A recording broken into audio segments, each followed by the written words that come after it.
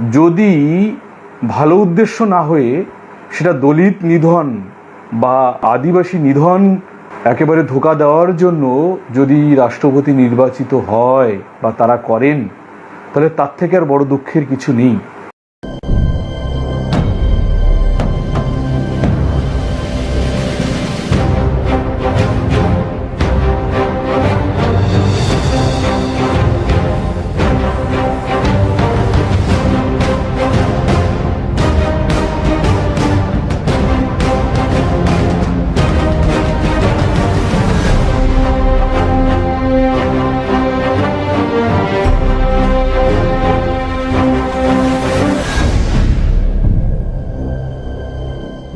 দলিত রাষ্ট্রপতি বা আদিবাসী রাষ্ট্রপতি একটা কয়েকদিন ধরে একটা চর্চার বিষয় হয়ে রয়েছে, যে ভারতবর্ষের বুকে রাষ্ট্রপতি নির্বাচনের ক্ষেত্রে।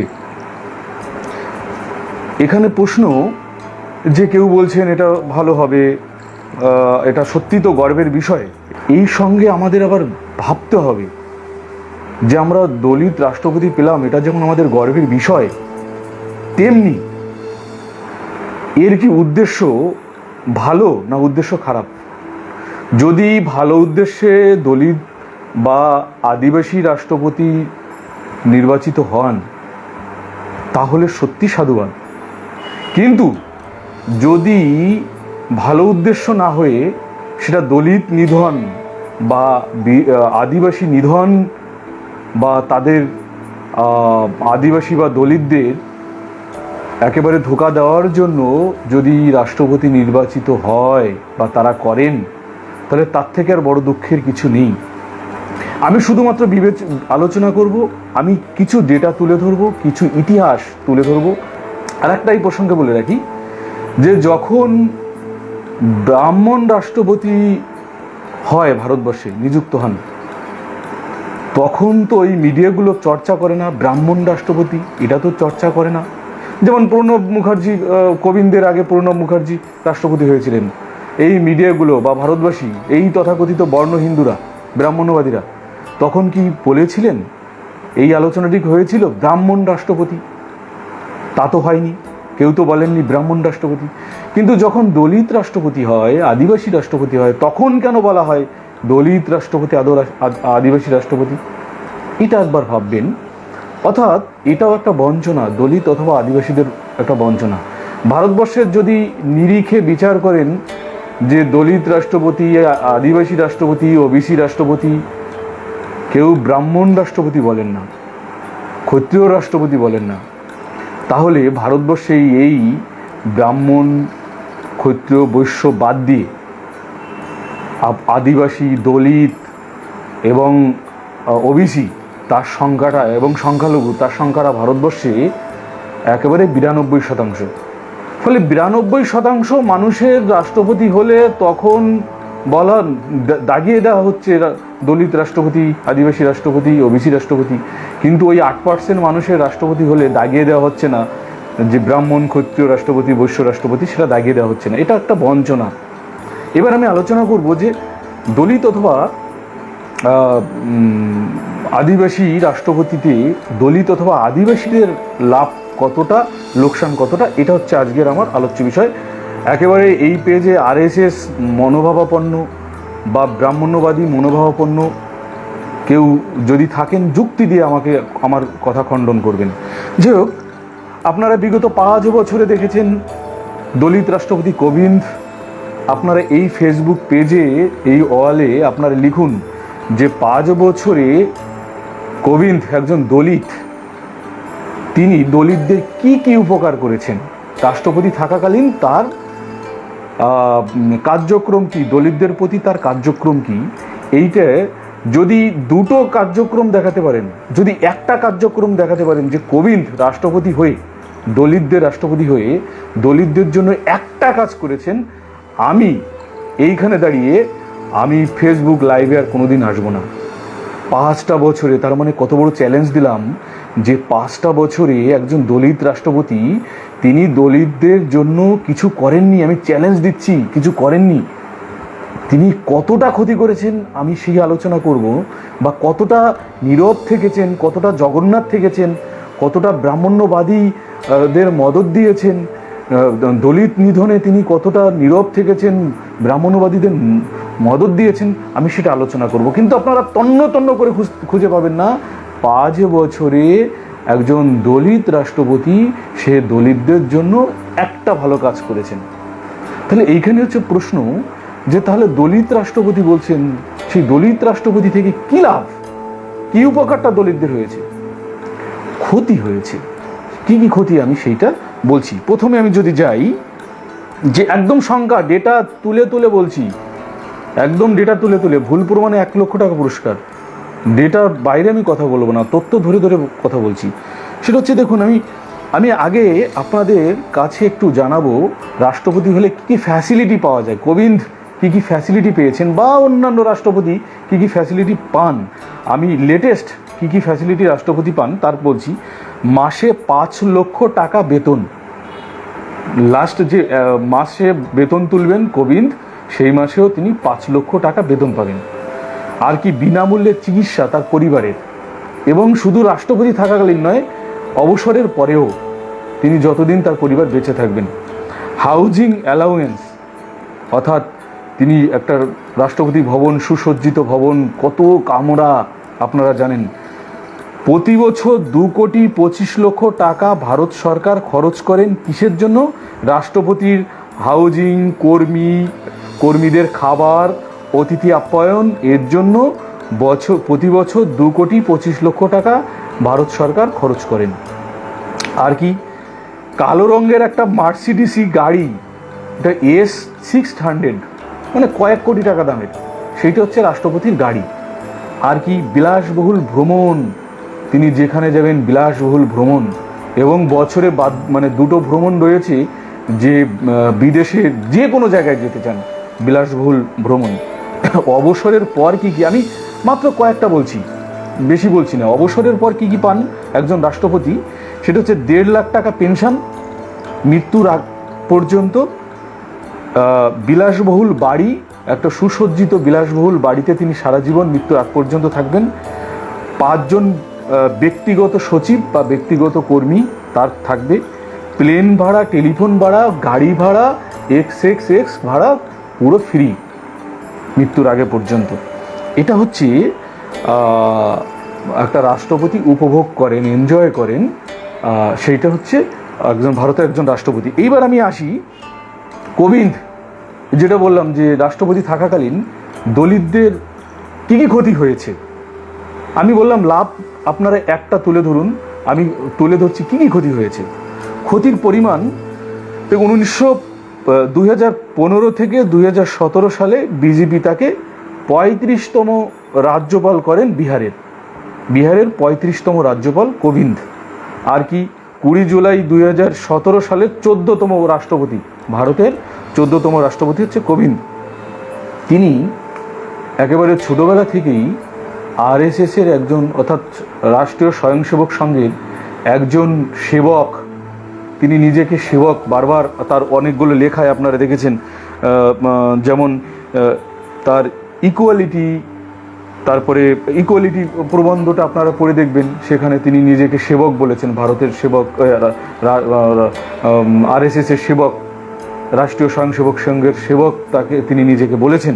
অর্থাৎ তিনি একজন হচ্ছে RSS, পরিষ্কার কথা, রাষ্ট্রীয় স্বয়ংসেবক সংঘের একজন সেবক, এবং দীর্ঘদিন তার মগজদোলাই হয়েছে সেবক থাকাকালীন।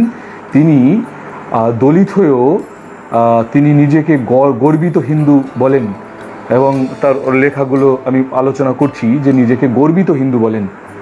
এবং এইরকম সেবক থাকার পর তিনি তারপর বিজেপির সেবক থেকে তাকে টেনে নিয়ে আসা হয়, বিজেপির সদস্যপদ দেওয়া হয় তাকে 1919 সালে। অর্থাৎ সেবকে তিনি যখন পাশ করেন, আদর্শ সেবক, মনুবাদের আদর্শ সেবক যখন তিনি হন, তারপরে আদর্শ সেবক হওয়ার পর তাকে বিজেপি কি করেন, সদস্যপদ করেন 1991 সালে। এবং তার বাবা ছিলেন মাইকুলাল, একজন ভূমিহীন কৃষক, অত্যন্ত দরিদ্র একটা পরিবারে, অনেকগুলো ভাই বোনের একটা পরিবার, অত্যন্ত দরিদ্র পরিবার, ভূমিহীন কৃষক, সেই পরিবার থেকে উঠে এসে, একটা ভূমিহীন পরিবার থেকে উঠে এসে তিনি কেমন কৃষক বিরোধী ছিলেন আমি সেইটাও আলোচনা করব এবং পরপর আলোচনা করব। তো বলছি যে সেই বাবা মাইকুলাল একজন ভূমিহীন কৃষক, উত্তরপ্রদেশের কানপুর দেহাত জেলার পারাউখ গ্রামে তার জন্ম। অত্যন্ত একটা গ্রাম, সেই গ্রামে তার জন্ম। 1998 থেকে 2002 সাল সময়কাল তিনি বিজেপি দলিত মোর্চার ও সর্বভারতীয় কবি সমাজের সভাপতি হন। এবং আমি বললাম 1998 সাল থেকে 2002 সাল সময়কালে তিনি বিজেপি দলিত মোর্চার ও ভারতীয় কোশি সমাজের সভাপতি নিযুক্ত হন। অর্থাৎ তিনি এই বিজেপি দলিত মোর্চার সভাপতি হয়েছেন।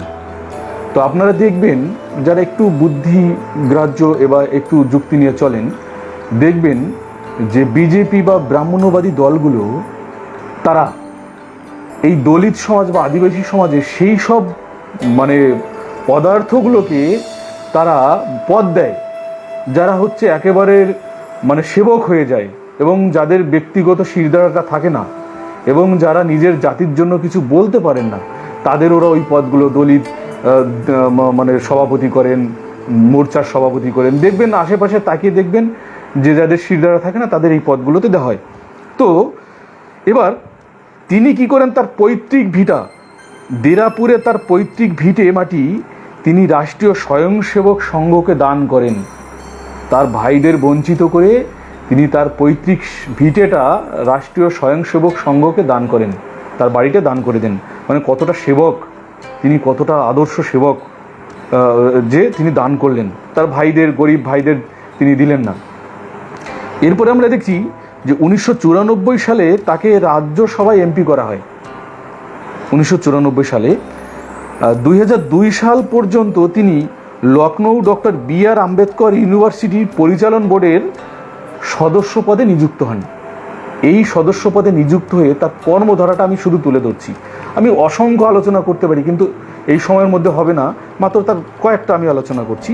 তিনি এই ডক্টর আম্বেদকর ইউনিভার্সিটি পরিচালন সমিতির সদস্য হওয়ার পরে কি হয়, তিনি ডক্টর আম্বেদকর আদর্শের বিরুদ্ধে গিয়ে, ডক্টর বি.আর. আম্বেদকরের আদর্শের বিরুদ্ধে গিয়ে ইউনিভার্সিটিকে গৌরীকরণ করেন, পুরো হিন্দুত্বকরণ বা গৌরীকরণ করেন।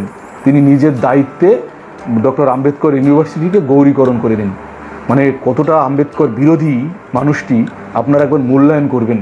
যে রাষ্ট্রপতি আমরা পেয়েছিলাম, যারা বলছেন যে দলিত রাষ্ট্রপতি আমাদের গর্ব, সত্যি তো গর্ব, কিন্তু সেটা যদি আমরা ভালো উদ্দেশ্যে দলিত রাষ্ট্রপতি বা আদিবাসী রাষ্ট্রপতি করা হয়, আমাদের সত্যি তো গর্ব। কিন্তু উদ্দেশ্য যদি অসৎ থাকে, উদ্দেশ্য যদি দলিত নিধন থাকে, উদ্দেশ্য যদি আদিবাসী নিধন থাকে, তাহলে সেটা কি গর্ব করা যায়? সেটা যদি ধ্বংসাত্মক হয়, আমি সেইটাই আমি আপনাদের সঙ্গে সামনে শেয়ার করছি, তুলে ধরছি কিছু তত্ত্ব দিয়ে। 2,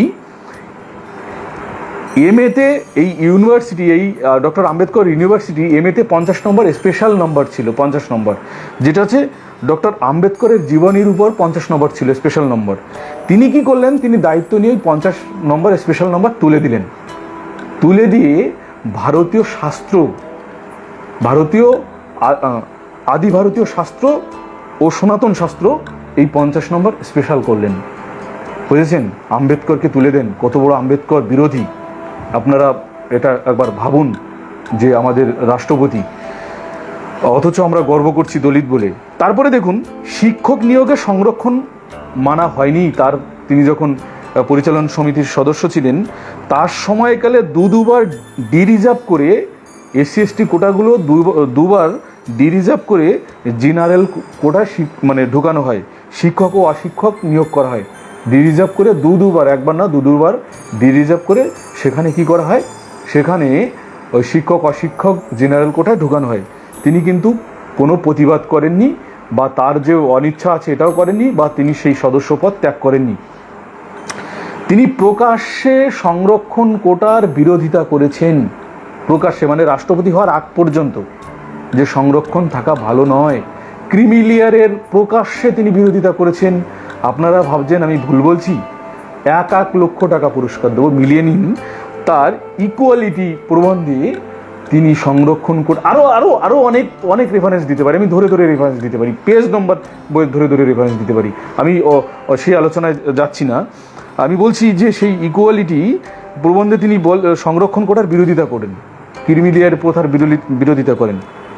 আবার দেখছি তিনি রাষ্ট্রীয় স্বয়ংসেবক সংঘে সদস্যপদ থাকাকালীন তার প্রধান কাজ ছিল দলিতদের হিন্দুত্বকরণ, তার প্রধান কাজ ছিল, এবং তিনি বলতেন যে এই কাজে আমি তৃপ্ত লাভ করি, এই দলিতদের হিন্দুত্বকরণ, হিন্দুত্ব বানানোর এই কাজে তিনি তৃপ্ত বোধ করেন, তৃপ্ত লাভ করেন, এইটা তিনি গর্ব করে বলেছেন, অর্থাৎ হিন্দুত্বকরণ। যেটা আমি দ্রৌপদী মুর্মুর ক্ষেত্রে আমি বলবো যে উদ্দেশ্য কি, বিজেপির উদ্দেশ্য কি, একদম তত্ত্ব ধরে ধরে বলবো আপনাদের। তো বলছেন যে এবং এই যে দলিতদের হিন্দুত্বকরণ, এটা ছিল কার বিরোধী? এটা ছিল হচ্ছে আম্বেদকর বিরোধী, পেরিয়ার বিরোধী, শাহু মহারাজ বিরোধী, মান্যবর কাঞ্চিরামজি বিরোধী, এই মহামানবদের বিরোধী কাজ ছিল এই হিন্দুত্বকরণের কাজ। তিনি সেই কাজটা এই দলিত, এই মূলনিবাসী বহুজনদের, মহান পণ্ডিতদের মতবাদের বিরুদ্ধে তিনি সেই কাজগুলো করেছেন। তিনি 4 বর্ণের পূর্ণ সমর্থক ছিলেন, একদম পূর্ণ সমর্থক ছিলেন 4 বর্ণের, এবং তিনি মনে করতেন কোট আনকোট আগের জন্মের কর্মফলের ফলে, আগের জন্মের কর্মের ফলে তিনি দলিত হয়েছেন, আগের জন্মের কর্মের ফলে তিনি দলিত হয়েছেন। তার লেখা ইকুয়ালিটি প্রবন্ধে তিনি এই কথা বলেন যে আগের জন্মে আমি কর্ম ভালো করিনি, তার জন্য আমি দলিত হয়েছি। তাহলে ভাবুন যে তাকে তাহলে কি দলিত রাষ্ট্রপতি বলবেন না দলিত বিরোধী রাষ্ট্রপতি বলবেন? এটা আপনারা যুক্তি দিয়ে বলবেন, আপনাদের জ্ঞান দিয়ে, বুদ্ধি দিয়ে, বিবেক দিয়ে বিচার বিশ্লেষণ করবেন। তো আমরা দেখব যে তার সময়ে কি কি আইন পাশ হয়েছে, তার সময়ে কি কি দলিত বিরোধী আইন পাশ হয়েছে, এবং তিনি চোখ বন্ধ করে সেগুলোকে সই করে দিয়েছেন, সেইগুলো দেখব। আমরা দেখব যে তিনি সংরক্ষণ মৌলিক অধিকার নয়, এটা যখন কোর্ট যখন বললেন, সুপ্রিম কোর্ট যখন বললেন যে এসসি এসটি ওবিসিদের সংরক্ষণ মৌলিক অধিকার নয়, তিনি তখন রাষ্ট্রপতি, এবং সুপ্রিম কোর্ট কেন্দ্রীয় সরকার অর্থাৎ বিজেপি সরকারের কাছে 6 মাসে 3 বার নোটিশ পাঠিয়েছিলেন যে সংরক্ষণের ব্যাপারে কেন্দ্রীয় সরকারের মতবাদ কি। 6 মাসে বিজেপি সরকার কোনো উত্তর দেয় না, একতরফা আইন হয়ে যায়, সংরক্ষণ মৌলিক অধিকার নয়। তখন তিনি রাষ্ট্রপতি, তিনি নীরব ছিলেন, তিনি কোনো প্রতিবাদ করেননি। আমরা কি বলবো, তাকে দলিত রাষ্ট্রপতি বলবো না দলিত বিরোধী রাষ্ট্রপতি বলবো? Mind it. আমরা দেখলাম অ্যাট্রোসিটিজ অ্যাক্ট বাতিল হয়ে যায়, প্রথমে সুপ্রিম কোর্ট, পরে বিজেপি সরকার অ্যাট্রোসিটিজ অ্যাক্ট বাতিল করে দেয়, অর্থাৎ দলিতদের রক্ষা কবচ, সেই অ্যাট্রোসিটিজ অ্যাক্ট বাতিল হয়ে যায়, রাজ্যসভায় লোকসভায় পাশ হয়ে যায়, তারপরে রাষ্ট্রপতির কাছে যায়। রাষ্ট্রপতির একটা বড় ক্ষমতা থাকে সংযোজন, বিয়োজন বা প্রত্যাহার করার, তিনি নীরবে সেখানে সই করে দেন। তাকে আমরা দলিত রাষ্ট্রপতি বলবো না দলিত বিরোধী রাষ্ট্রপতি বলবো? এইটা আপনারা বিশ্লেষণ করবেন। আমরা দেখি একের পর এক দলিত বিরোধী আইন পাশ হয়ে যায় লোকসভায়, রাজ্যসভায়, তারপরে তার হাতে যায়, তিনি চোখ বন্ধ করে সই করে দেন।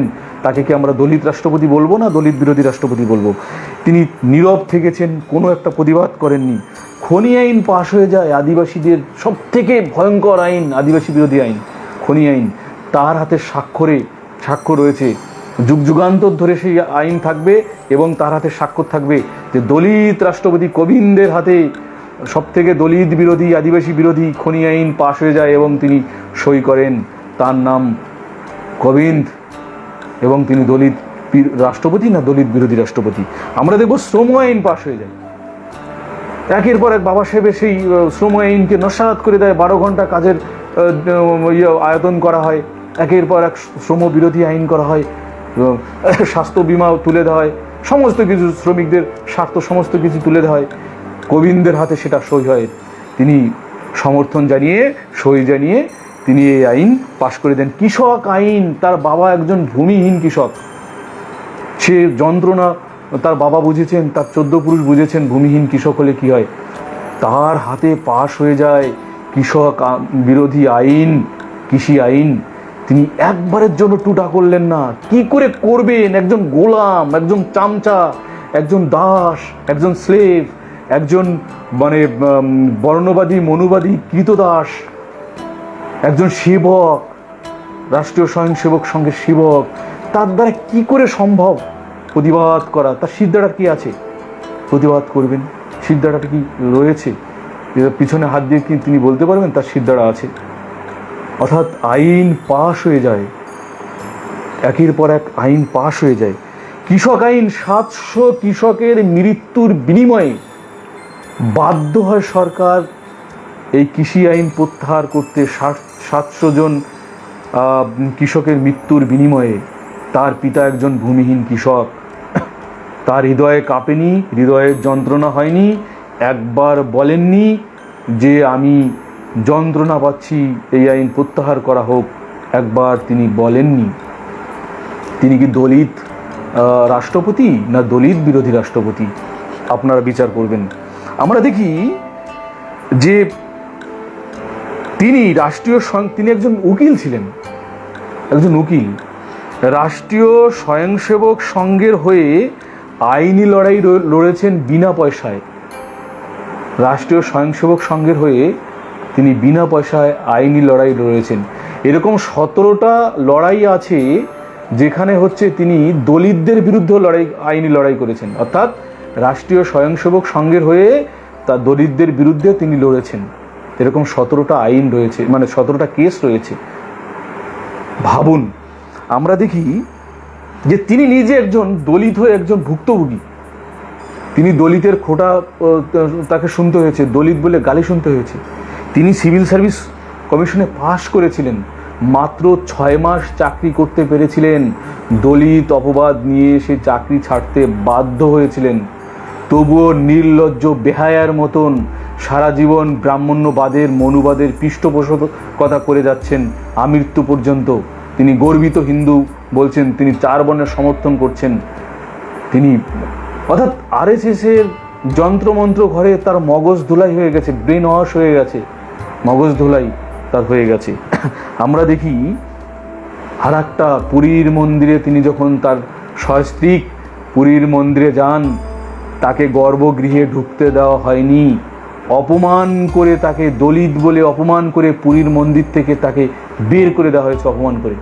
এবং পুরীর মন্দিরের প্রধান পুরোহিত বলেছেন, দেশে যদি হিন্দুরা শাসক থাকতো তাহলে কোবিন্দ যে মন্দির অপবিত্র করেছেন তার ফাঁসি হওয়া উচিত ছিল।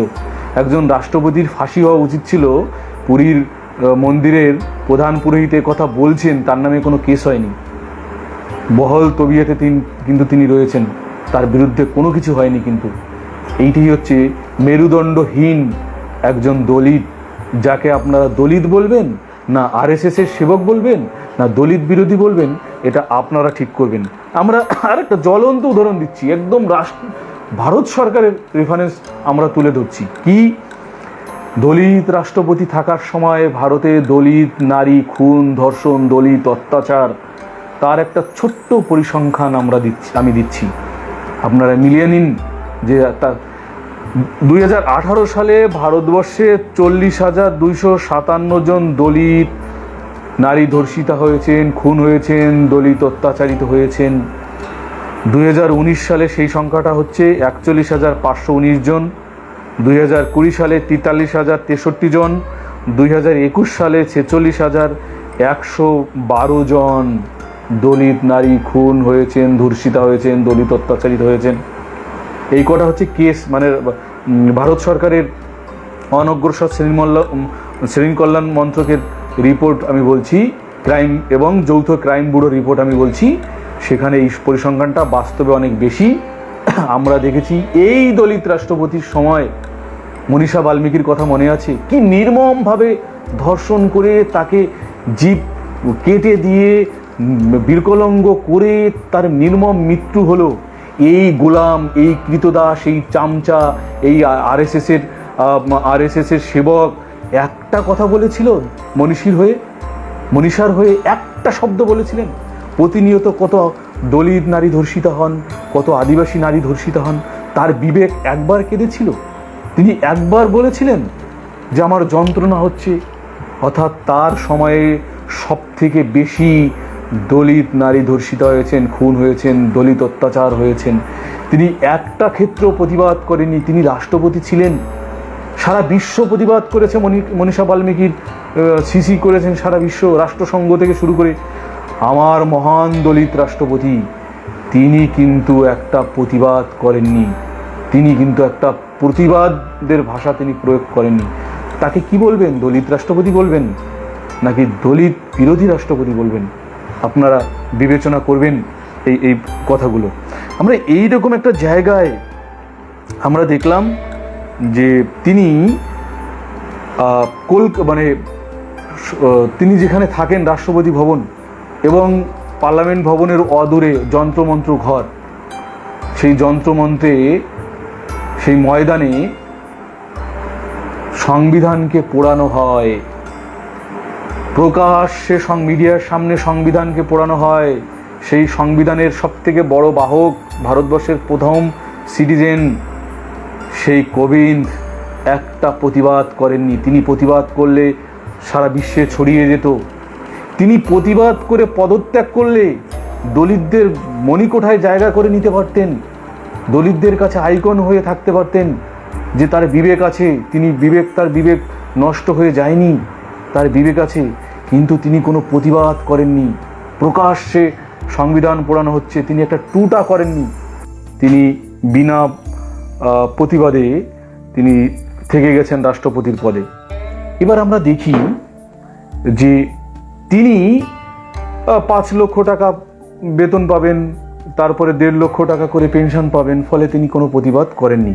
ফলে তাকে আমরা কি রাষ্ট্রপতি, দলিত রাষ্ট্রপতি বলবো কি না, সেটা হচ্ছে বিচারের বিষয়। এবার আমরা দ্রৌপদী মুর্মুর প্রসঙ্গে যাচ্ছি। আপনারা বিচার বিশ্লেষণ করবেন। আদিবাসী ভাই বন্ধুদের বলছি যে আপনারা বিচার বিশ্লেষণ করবেন যে দ্রৌপদী মুর্মু তিনি আদিবাসী রাষ্ট্রপতি নাকি তিনি বিজেপি RSS এর রাষ্ট্রপতি, এটা আপনারা বিচার বিশ্লেষণ করবেন। আমি শুধুমাত্র তত্ত্বগুলো তুলে ধরবো, জাস্ট তত্ত্বভিত্তিক আমি আলোচনাটা তুলে ধরবো। দেখুন, আমরা দেখি যে দ্রৌপদী মুর্মু তিনি তার কিছু রেকর্ড আমি বলছি। তিনি উড়িষ্যার ময়ূরভঞ্জ জেলার ঔরবেদ গ্রামের তার জন্ম এবং তিনি 1958 সালের 20 জুন তার হচ্ছে জন্ম। বয়স হচ্ছে তার 64 বছর বয়স। তার কিছু আমি ইতিহাস তুলে ধরছি, একদম জাস্ট ইতিহাস। আপনারা বিচার বিশ্লেষণ করবেন যে তিনি আদিবাসী রাষ্ট্রপতি না বিজেপি RSS এর রাষ্ট্রপতি, সেটা আপনারা বিশ্লেষণ করবেন। 2019 সালের 1 জানুয়ারি তিনি উড়িষ্যার জাজপুর জেলার কলিঙ্গ নগরী, আপনারা জানেন যে একটা বড় হত্যাকাণ্ড হয়েছিল। আমি সেই প্রসঙ্গে একটু পরে বলছি, আপনারা সেই প্রসঙ্গে পরে বলছি কেন, আপনারা বুঝতে একটু অসুবিধা হবে হয়তো আপনাদের। আমি প্রথম থেকে আপনাদের একদম সুন্দর করে বলছি যে 2000 সাল থেকে 2004 সালে তিনি রায়পুর বিধানসভা কেন্দ্র থেকে বিজেপি হয়ে বিধায়ক হন। সালটা হচ্ছে 2000 সালে একবার আর 2004 সালে একবার, দুইবার তিনি বিধায়ক হন। এবং তিনি যখন বিধায়ক হন সেই সময়, আমি পরপর ঘটনা বলছি, সেই সময় 2005 সালে উড়িষ্যার আদিবাসীদের জল জমি জঙ্গল রক্ষার আন্দোলন চলছে। আপনারা জানেন, অনেকেই জানেন 2005 সালের উড়িষ্যার সেই ভয়ঙ্কর অবস্থা, জল জমি জঙ্গলের অধিকার আদিবাসীদের, তারা প্রতিবাদের রাস্তায় নেমেছেন। তিনি তার বিরোধিতা করেছিলেন। কার? আদিবাসীদের বিরোধিতা করেছিলেন। বিজেপি RSS এর হয়ে আদিবাসীদের বিরোধিতা করেছিলেন। তিনি তখন মন্ত্রী ছিলেন, বিজেপি আর বিজেডির যৌথ মন্ত্রিসভার তিনি মন্ত্রী ছিলেন। কিসের? আমি বলছি যে তিনি মন্ত্রী ছিলেন এবং সেই সময় আদিবাসীদের এই জল জমি জঙ্গলের আন্দোলনের তিনি বিরোধিতা করেছিলেন। তাহলে তাকে কি আদিবাসী রাষ্ট্রপতি বলবেন, না আদিবাসী বিরোধী রাষ্ট্রপতি বলবেন? আমি আর কয়েকটা উদাহরণ দিচ্ছি। এই সময় 2006 সালে তিনি কিন্তু তখন মন্ত্রী। 2006 সালে খনি মালিকদের বিরুদ্ধে আদিবাসীদের আন্দোলন এবং 7 জন আদিবাসী গুলি করে হত্যা করা হয়, আপনারা জানেন। সেই খনি আইন প্রত্যাহারের জন্য 7 জন আদিবাসীকে গুলি করে মারা হয় এবং অসংখ্য আদিবাসী হসপিটালে ভর্তি থাকে দীর্ঘদিন ধরে। তখন তিনি মন্ত্রী এবং তিনি এর বিরুদ্ধে কোনো প্রতিবাদ করেননি, কোনো প্রতিবাদ তিনি করেননি এবং নীরব থেকেছেন। তাহলে তাকে কি আমরা আদিবাসী রাষ্ট্রপতি বলবো? আমরা আদিবাসী বলে গর্ববোধ করব? এইটা হচ্ছে আপনারা বিচার করবেন। বললাম যে তখন যারা গুলি করে মারেন তখন তিনি ওই সরকারের মন্ত্রী। এই 2006 সালে তিনি তখন ওই সরকারের মন্ত্রী। তার সরকার গুলি করে আদিবাসীদের মারেন, অথচ দ্রৌপদী মুর্মু তিনি নীরব থাকেন। আমরা দেখি 1997 সালে পুরভোটে জিতে কাউন্সিলর হন দ্রৌপদী মুর্মু। কত? 1997 সালে পুরভোটে জিতে দ্রৌপদী মুর্মু কাউন্সিলর হন। এই সময় রায়রংপুর পুরসভার ভাইস চেয়ারম্যান তিনি হন। রায়রংপুর পুরসভার ভাইস চেয়ারম্যান তাকে বানানো হয়। তখন আমরা দেখি 1998 সালে এই রায়রংপুর পুরসভার ভাইস চেয়ারম্যান থাকাকালীন রায়রংপুর মিউনিসিপ্যালিটির কর্মী নিয়োগে আদিবাসীদের পদ শূন্য ছিল। আদিবাসীদের সংরক্ষিত পদ, চাকরির পদ শূন্য ছিল। তার কিন্তু কোনো বিবেকের দংশন হয়নি, তিনি কিন্তু কোনো প্রতিবাদ করেননি যে মিউনিসিপ্যালিটিতে এতগুলো চাকরির নিয়োগ হলো, সেখানে আদিবাসী পদ কি করে শূন্য থাকে। তিনি কিন্তু কোনো প্রতিবাদ করেননি বা প্রতিবাদে তিনি তার ভাইস চেয়ারম্যানের পদ তিনি ত্যাগ করেননি। আমরা দেখি যে তারপরে তিনি ঝাড়খণ্ডের প্রাক্তন রাজ্যপাল হন। সেইটা হচ্ছে 2015 সাল থেকে 2021 সাল পর্যন্ত তাকে বিজেপির পক্ষ থেকে ঝাড়খণ্ডের প্রাক্তন রাজ্যপাল ঝাড়খণ্ডের রাজ্যপাল করা হয় 2015 থেকে 2021 সাল পর্যন্ত। এই সময় কি করলেন? 2019 সালে 1 জানুয়ারি উড়িষ্যার জাসপুরে 1 জানুয়ারি 2019 উড়িষ্যার জাসপুর জেলার কলিঙ্গ নগরে টাটা স্টিলের নতুন কারখানা হয় এবং আদিবাসীদের জমি জোর করে দখল করে সেখানে কারখানা হয়, টাটা কারখানা করেন। তার বিরুদ্ধে আদিবাসীদের আন্দোলন চলে দীর্ঘ প্রায় 1 বছর ধরে আন্দোলন চলেন এবং সেই সময়ে 3 জন আদিবাসীকে গুলি করে হত্যা করা হয় এবং 13 জন আদিবাসী সে হচ্ছে আহত হন। সেই সময় তিনি হচ্ছেন একজন রাজ্যপাল। সেই রাজ্যপাল থাকাকালীন তিনি এর বিরুদ্ধে একবার দুঃখ প্রকাশ করেননি, একবার অনুশোচনা প্রকাশ করেননি। কেন করেননি? কারণ যদি করেন এইসব এরা যদি প্রতিবাদ করেন তাহলে আর তাকে ওই রাষ্ট্রপতি হতে হতো না। আজ যে রাষ্ট্রপতি হচ্ছেন তার জন্য তাকে অনেক আত্মত্যাগ করতে হয়েছে। কী আত্মত্যাগ? তার জাতিকে বঞ্চিত করতে হয়েছে, তার সমাজকে বঞ্চিত করতে হয়েছে, তাকে চোখ বন্ধ করে গোলামি করতে হয়েছে, তাকে চোখ বন্ধ করে অক্ষরে অক্ষরে তাদের কথা মানতে হয়েছে। তার ফলে এত বড় পুরস্কার তিনি পাচ্ছেন। তাহলে কি তাকে আমরা আদিবাসী রাষ্ট্রপতি বলবো, না আদিবাসী বিরোধী রাষ্ট্রপতি বলবো? এটা আপনারা বিচার করবেন। আমরা দেখি তিনি 2000 সাল ও 2004 সালে তিনি বিজেপির বিধায়ক হন। কোন বিধানসভা থেকে? রায়রংপুর বিধানসভা থেকে। তিনি উড়িষ্যার বিজেপি এবং বিজেডি জোট সরকারের মৎস্য ও প্রাণী সম্পদ উন্নয়ন মন্ত্রী ছিলেন। মৎস্য ও প্রাণী সম্পদ উন্নয়ন মন্ত্রী। এই প্রাণী সম্পদ উন্নয়ন মন্ত্রী থাকাকালীন তিনি 2006 সালের 21শে অক্টোবর উড়িষ্যায় আদিবাসী বিরোধী অরণ্য আইন হয়েছে। আদিবাসী বিরোধী অরণ্য আইন হয়েছেন। তিনি নীরবে সেটা দেখেছেন, কোনো প্রতিবাদ করেননি। অর্থাৎ অরণ্যে আদিবাসীরা শিকার বন্ধ ঘোষণা হয়েছে, আদিবাসীদের কোনো শিকার করা চলবে না, অর্থাৎ এই আইন তার সামনে হয়েছে, তিনি কিন্তু কোনো প্রতিবাদ করেননি, নীরব থেকেছেন। 1994 সাল থেকে 1997 অবধি তিনি সাম্মানিক শিক্ষক ছিলেন, শিক্ষিকা ছিলেন, শিক্ষিকার চাকরি করতেন। 1997 সালের পুরো ভোটে জিতে তিনি কাউন্সিলর হন। পরবর্তীকালে আমরা দেখি 2002 সাল থেকে 2009 সাল অবধি বিজেপির আদিবাসী মোর্চার জাতীয় কর্মসমিতির সদস্য হন। দেখুন কত বড় পদ। 2002 সাল থেকে 2009 সাল অবধি বিজেপির আদিবাসী মোর্চার জাতীয় কর্মসমিতির সদস্য হন।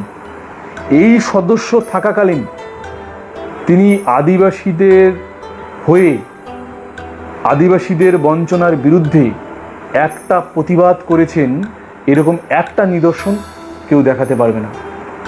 একটা নিদর্শন, তিনি চোখ বন্ধ করে শুধু প্রভুর মনুবাদীদের অর্ডার পালন করে গেছেন। আমরা দেখি যে 2006 সাল থেকে 2009 সাল পর্যন্ত উড়িষ্যার বিজেপির আদিবাসী মোর্চার সভানেত্রী ছিলেন। এই সময় আদিবাসীদের জমি অধিগ্রহণ হয়েছে সবচেয়ে বেশি। আমি ডেটা ধরে ধরে বলছি, 2006 সাল থেকে 2009 সাল পর্যন্ত উড়িষ্যার বিজেপি আর বিজেডি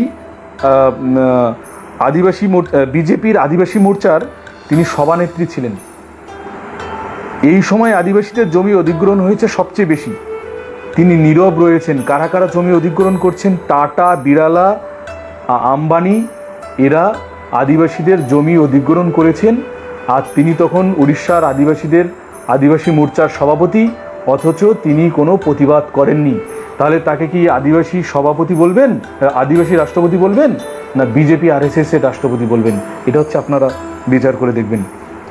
তিনি যেদিন রাষ্ট্রপতি হলেন, মানে তার নাম ঘোষণা হলো, তার নাম যখন ঘোষণা হলো 18 তারিখে, গত মাসের 18 তারিখে, আমরা দেখলাম প্রতিদিনের মতন তিনি পরের দিন সকালে গিয়ে কোথায় গেলেন? তিনি ওই স্থানীয় রায়রংপুরের শিব মন্দির, হনুমান মন্দির, জগন্নাথ মন্দির, মানে একটা মন্দিরের এত কিছু আছে, শিব মন্দির, হনু মন্দির আর জগন্নাথ মন্দির। এই মন্দিরে ভোর 4টের সময় গিয়ে তিনি ঝাড় দিচ্ছেন, ঝাঁটা দিয়ে ঝাড় দিচ্ছেন।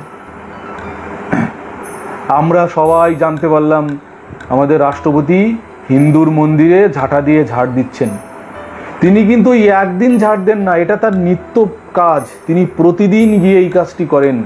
সেই হিন্দু মন্দিরে গিয়ে তিনি এই ঝাড় দেন, ওইখানে লেপা মোছা করেন। এইটি হচ্ছে, তাহলে আদিবাসী রাষ্ট্রপতি বলবেন একে?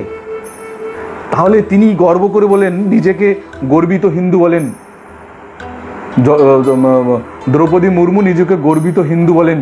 তাহলে প্রশ্ন, আদিবাসীরা কি হিন্দু? যদি আদিবাসীরা হিন্দু হয়, আমার একটা কথা বলার নেই। আদিবাসীরা ভাইরা বলুন, আপনারা যদি হিন্দু হন, যদি সারি বা সারনা ধর্মের মানুষ না হন, আমি কিচ্ছু বলবো না, আমার একটা কথা বলার দরকার ধরবো না। কিন্তু যদি আপনারা হিন্দু না হন, তাহলে এ কি হিন্দু বিরোধী কাজ, মানে আদিবাসী বিরোধী কাজ করছে না? আপনার ধর্ম যদি হিন্দু না হয়, তাহলে ইনি কি আদিবাসী বিরোধী কাজ করছেন না? তাহলে একে কি আদিবাসী রাষ্ট্রপতি বলবেন, না আদিবাসী বিরোধী রাষ্ট্রপতি বলবেন? এটা আপনারা বিচার বিশ্লেষণ করুন। অনেকে বলছেন যে আমাদের গর্ব, স্বাধীনতার পর প্রথম আদিবাসী রাষ্ট্রপতি। সত্যি তো গর্বের, কিন্তু সেটা যদি ভালো কাজে, ভালো উদ্দেশ্য থাকতো, সত্যি তো গর্বের ছিল। স্বাধীন ভারতে আদিবাসী রাষ্ট্রপতি নেই, এটা আমাদের গর্বের। কিন্তু উদ্দেশ্য যদি ভয়ঙ্কর হয়, আদিবাসী নিধন হয়, তাহলে সেটা গর্বের না অনুশোচনার? এটা আপনারা ভাববেন। আমরা দেখলাম সেই গর্বিত হিন্দু তিনি গিয়ে মন্দিরে ঝাড় দিচ্ছেন, হনু মন্দির, জগন্নাথ মন্দির আর শিব মন্দিরে। তিনি তো আদিবাসী বিরোধী। তিনি জাহের থানে, নামকা হস্তে জাহের থানে যান। আদিবাসীরা কোনোদিন হিন্দু মন্দিরে পুজো দিতে যান না, তাদের জাহের থানে যান। আদিবাসীরা গর্ব করে বলে না আমি হিন্দু, যদি তার ইতিহাস জানে, যদি তার সে আদিবাসী সত্যিকারের আদিবাসী হয়, সে গর্ব করে বলে না আমি হিন্দু, সে সারি ধর্মের লোক, সত্য ধর্মের লোক, অর্থাৎ প্রকৃতির উপাসক, প্রকৃতির পূজারী। তাহলে এই দ্রৌপদী মুর্মুকে কি বলবেন? আমরা দেখি যে এই RSS যারা এই দ্রৌপদী মুর্মুকে রাষ্ট্রপতি মনোনীত করেছেন, রাষ্ট্রপতি পদে বসিয়েছেন, মানে মনোনীত করেছেন, সেই আরএসএসের গুরু বা সেই আরএসএসের পিতা বা সেই আরএসএসের সংবিধান যাকে বলা হয়, সেই সাভারকরকে বলা হয় আরএসএসের পিতা। আর হিন্দুত্ব, তার লেখা হিন্দুত্বকে বলা হয় আরএসএসের সংবিধান। ভারতীয় রাষ্ট্রীয় স্বয়ংসেবক সংঘের সংবিধান হচ্ছে এই হিন্দুত্ব আর গোলওয়ালকরের ব্রাঞ্চ অফ থটস। তো এই হিন্দুত্ব গ্রন্থে সাভারকর কি বলেছেন? বলছেন যারা আর্য, যাদের গায়ে আর্যদের পবিত্র রক্ত প্রবাহমান, তারাই একমাত্র হিন্দু। আমি বলছি, দ্রৌপদী মুর্মুকে প্রশ্ন করছি, আপনি কি আর্য? আপনার গায়ে কি আর্যের পবিত্র রক্ত বিদ্যমান? যদি না হন তাহলে আপনার গুরু, অর্থাৎ আপনাদের গুরু, আপনাদের পিতা ওই সাভারকর তার হিন্দুত্ব গ্রন্থে বলেছেন যে যারা আর্য, যাদের গায়ে আর্যদের পবিত্র রক্ত প্রবাহমান, তারাই হচ্ছে হিন্দু। সেই অর্থে কিন্তু আপনি হিন্দু নন। আপনি গায়ে মানে না, আপনি মোড়ল। আপনি নিজে কপাল বাড়িয়ে সিঁদুর নিচ্ছেন যে আমি হিন্দু। আপনাকে হিন্দু মানে কি? তাদের সংবিধানে তো আপনি হিন্দু নন, আপনাকে মানছেন না। কোবিন্দ হিন্দু নন তাদের সংবিধানে, অথচ আপনি গায়ে মানে না, আপনি মোড়ল হয়ে বসে আছেন। আপনি নিজেকে গর্বিত গোলাম, মানে হিন্দু বলছেন, গর্বিত গোলাম বলছেন আপনি। অর্থাৎ এইরকম। তাহলে প্রশ্ন হচ্ছে এইখানেই যে আদিবাসীদের, মানে আদিবাসী রাষ্ট্রপতি করে উদ্দেশ্যটা কি বিজেপি আরএসএসের? সেই উদ্দেশ্য কি মহৎ না অসৎ? আপনারা দেখুন, এক ঢিলে তিন পাখি মেরেছে। এক হচ্ছে যে বিগত 5 বছরে যখন একজন দলিত রাষ্ট্রপতি ছিলেন কোবিন্দ, সেই সময়ে সব থেকে বেশি আদিবাসীদের উপর খুন, ধর্ষণ, আদিবাসী নারীদের উপর ধর্ষণ, আদিবাসীদের উপর অত্যাচার, আদিবাসী বিরোধী একের পর এক আইন পাশ হয়েছে, একের পর এক আইন পাশ হয়েছে, আদিবাসী বিরোধী আইন। ফলে এই যে আদিবাসী বিরোধী, আপনি মুখে বলছেন আদিবাসী রাষ্ট্রপতি করে দিয়েছি, অথচ কাজে করছেন আদিবাসী বিরোধী কাজ। একের পর এক আদিবাসী বিরোধী আইন রাজ্যসভায়, লোকসভায় পাশ করে নিচ্ছেন। আদিবাসীদের জল জমি জঙ্গলের অধিকার খর্ব করছেন, আদিবাসীদের ভিটেমাটি উচ্ছেদ করছেন, অথচ আপনি বানালেন আদিবাসী রাষ্ট্রপতি। অর্থাৎ আদিবাসীদের মন জয় করা, ধোঁকা দেওয়ার হচ্ছে প্রথম এবং প্রধান শর্ত। এটা আদিবাসীদের বুঝতে হবে, আদিবাসীদের জানতে হবে। 2 হচ্ছে মানে কৃত্রিমভাবে আদিবাসীদের মন জয়। 2 হচ্ছে আদিবাসীদের হিন্দুত্বকরণ করতে হবে, যেটা বিগত 3-4 বছরে প্রচণ্ডভাবে বেড়ে উঠেছে। আদিবাসীদের হিন্দুত্বকরণ প্রচণ্ডভাবে বেড়েছে। কি করছে জানেন? আদিবাসীদের জাহের থানে, সেখানে গিয়ে একটা হনুমান মূর্তি ফেলে দিয়ে আসছে। আস্তে আস্তে সেই জাহের থানটা হয়ে যাচ্ছে হনুমানের মন্দির। সেখানে বেশ আরএসএস থেকে টাকা নিয়ে সেখানে হনুমান মন্দির হয়ে যাচ্ছে। এরকম একের পর এক আদিবাসী অধ্যুষিত অঞ্চলগুলোতে জাহের থান হয়ে যাচ্ছে হনুমান মন্দির। এইভাবে কনভার্ট করা হচ্ছে, আদিবাসী সারি ধর্ম থেকে হিন্দু ধর্মে তাদের কনভার্ট করাচ্ছে। এইরকম হচ্ছে। অর্থাৎ আদিবাসীদের হিন্দুত্বকরণ করানো, অর্থাৎ সামনে একটা বিজ্ঞাপন ঝুলিয়ে দিয়ে, একটা আদর্শ গোলামের বিজ্ঞাপন ঝুলিয়ে দিয়ে আদিবাসীদের সংস্কৃতিকে ধ্বংস করা, আদিবাসীদের ধর্মকে ধ্বংস করা, সুকৌশলে ধর্মান্তরিতকরণের আর একটা হচ্ছে প্ল্যান, যেটা হচ্ছে পাশ হয়েছিল কোথায়? যেটা পাশ হয়েছিল হচ্ছে আরএসএসের ওই নাগপুরে যেটা পাশ হয়েছিল। আমি সেই তত্ত্ব আপনাদের সামনে তুলে ধরছি সালটায়। এই যে 2020 সালের নাগপুরের যে বাৎসরিক সম্মেলন হয় আরএসএসের, রাষ্ট্রীয় স্বয়ংসেবক সংঘের যে হেড অফিস, সেই নাগপুরে, সেখানে এজেন্ডা ঠিক করা হয় যে প্রধান শর্ত করা হয় দলিত এবং আদিবাসীদের কীভাবে ধর্মান্তরিতকরণে নিয়োজিত থাকতে হবে সবসময়। আদিবাসীদের ধর্মান্তরিতকরণের নিয়োজিত থাকতে হবে। আরএসএসের প্রধান এবং প্রধান কাজ হবে আদিবাসীদের ধর্মান্তরিতকরণ এবং তাদের হিন্দু ধর্মের মধ্যে ঢুকানো, যে করে হোক, অর্থলোভ দিয়ে, ছলে বলে কলে কৌশলে। অর্থাৎ এই হিন্দুত্বকরণের একটা হচ্ছে ট্যাবলেট। এই আদিবাসী একজন আরএসএস বিজেপিকে, একজন বিজেপিকে, আদর্শ বিজেপিকে রাষ্ট্রপতি করে দিয়ে ধর্মান্তরিতকরণ, এটা হচ্ছে আর একটা চাল। আমরা দেখলাম আর একটা চাল আছে, সেটা হচ্ছে আগামীতে উড়িষ্যা, ঝাড়খণ্ড ইত্যাদি প্রায় 6টা আদিবাসী অধ্যুষিত অঞ্চলে নির্বাচন। সেই গত নির্বাচনে বিজেপি খুব বাজে ফল করেছে, ফলে সেই আদিবাসীদের মন জয় করে সেই রাজ্যগুলোতে ভোটে ভালো ফল করা, এটা হচ্ছে আর একটা চাল এই দ্রৌপদী মুর্মুকে। ফলে দ্রৌপদী মুর্মুকে রাষ্ট্রপতি করে আমার সমাজের, আদিবাসী সমাজের যারা উৎফুল্ল হচ্ছেন তারা এই ভিডিওটি দেখুন, তারা দেখুন, আমার যুক্তিকে খণ্ডন করুন, তারা খণ্ডন করে বলুন যে না আমি ভুল বলছি, যুক্তি দিয়ে খণ্ডন করুন, গোড়ামি দিয়ে নয়। আমরা দেখি যে এই বিজেপি বা আরএসএসের সময়ে আদিবাসীদের উপর অত্যাচারটা কী হচ্ছে তার একটা চিত্র আমি আপনাদের সামনে তুলে ধরছি। সেটা হচ্ছে আদিবাসীদের উপর প্রতিনিয়ত এত অত্যাচারের মাত্রা বেড়েছে, যেটা হচ্ছে রাষ্ট্রসংঘ বলেছেন 2020 সালের 12ই ফেব্রুয়ারি রাষ্ট্রসংঘ থেকে বলছেন যে ভারতবর্ষের কোট আনকোট ভারতবর্ষের আদিবাসীদের উপর অত্যাচারের মাত্রা বাড়ছে প্রায় 44.5%। ভারতবর্ষে আদিবাসীদের উপর অত্যাচারের মাত্রা বেড়েছে। অর্থাৎ এই আপনি তলায় তলায় আদিবাসীদের উপর অত্যাচার করবেন আর রাষ্ট্রপতির মূল্য ঝুলিয়ে দিয়ে একদম মানে বোকা বানাবেন, এটা তো হতে পারে না। আমরা দেখি যে জমি আন্দোলন, খনি আন্দোলন মানে করতে গিয়ে এই মুহূর্তে, জমি আন্দোলন এবং খনি আন্দোলন করতে গিয়ে এই মুহূর্তে কয়েক হাজার আদিবাসী রাষ্ট্রদ্রোহিতার মামলায় তারা জেলে রয়েছে, কয়েক হাজার আদিবাসী জেলে রয়েছে।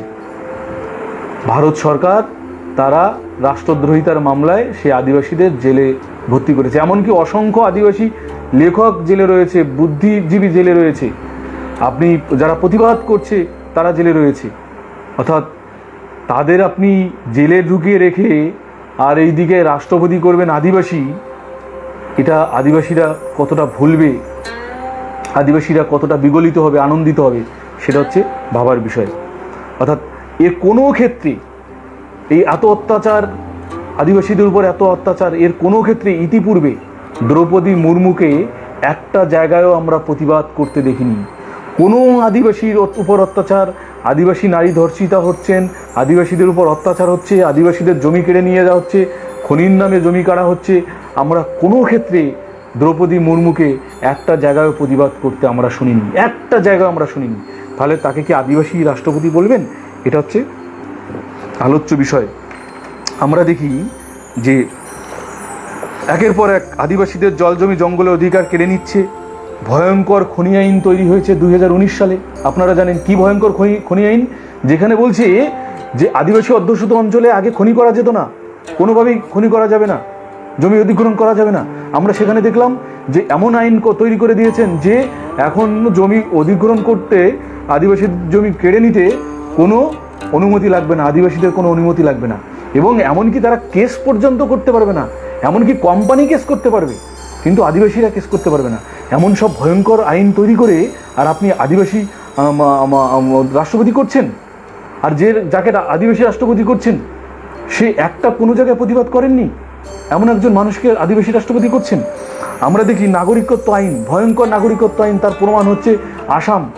সেখানে অসংখ্য আদিবাসী তারা হচ্ছে নাগরিকত্ব আইনে যাদের নাম নেই, অসংখ্য আদিবাসী যাদের নাগরিকত্ব নাম নেই। অর্থাৎ আদিবাসীরাই এই দেশের ভূমিপুত্র, আর তাদেরই নাগরিক আপনারা করছেন, বিজেপি করছে, আরএসএস করছে, আর এখানে রাষ্ট্রপতির মূল্য ঝুলিয়ে দিচ্ছেন।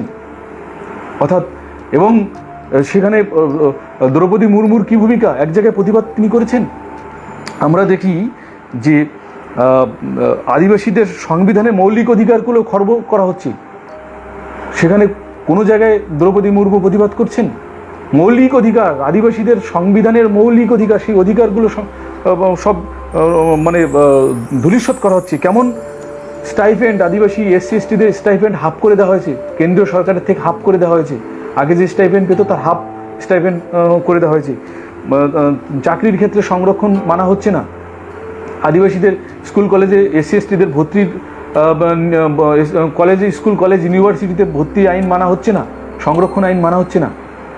অর্থাৎ আপনি সব দিক দিয়ে আদিবাসীদের বঞ্চিত করছেন, আর আদিবাসী রাষ্ট্রপতির মূল্য ঝুলিয়ে দিয়ে আপনি এখানে আদিবাসী দরদই হতে চাচ্ছেন, আদিবাসী দরদ দেখাতে চাচ্ছেন। অরণ্য আইন যেটা পাশ হলো 2019 সালে, ভয়ঙ্কর অরণ্য আইন পাশ হয়েছে। এই বিজেপি বর্বর RSS বিজেপি অরণ্য আইন, আদিবাসী বিরোধী অরণ্য আইন পাশ করিয়েছেন 2019 সালের 13ই মার্চ অরণ্য আইন পাশ করিয়েছেন। কী আইন বলছেন? আদিবাসীরা ওই অরণ্য আইনের স্বীকার করতে পারবে না, যেটা হচ্ছে সাংবিধানিক অধিকার, জল জমি জঙ্গলের অধিকার, আদিবাসীর শিকারের অধিকার। 2019 সালে সেই আইনটাকে তুলে দেওয়া হয়েছে। বিজেপি RSS দ্রৌপদী মুর্মু প্রতিবাদ করেছেন, বিরোধিতা করেছেন, কোনো জায়গায় কোনো ক্ষেত্রে তিনি বিরোধিতা করেননি।